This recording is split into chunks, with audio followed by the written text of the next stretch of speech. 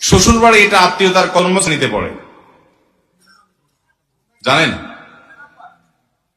কেমনে দ্বিতীয় নম্বর? আন্দাজ একটা মারে দিছে এতে।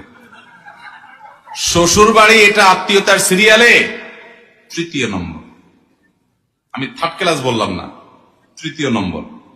প্রথম শ্রেণীর আত্মীয় হলো বাপের দিককার আত্মীয়, বাপ, চাচা, দাদা, এরা, ফুফু, এরা হলো প্রথম শ্রেণীর ভাই বোন, সন্তান সন্ততি, মা বাপ, ওনারা হলেন প্রথম শ্রেণীর আত্মীয়, অর্থাৎ যাদের প্রায়োরিটি সবচেয়ে বেশি।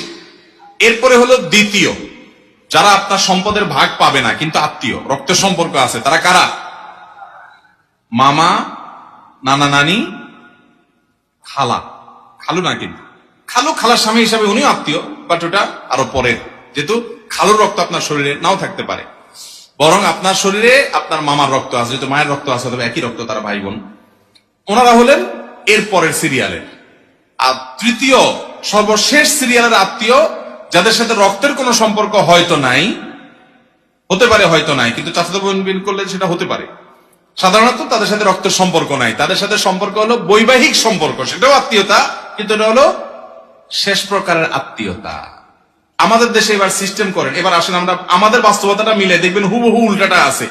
আমাদের দেশে এক নম্বরের আত্মীয় বলতে বোঝানো হয় হুরবাইয়ের আত্মীয়, ঠিক না বে ঠিক?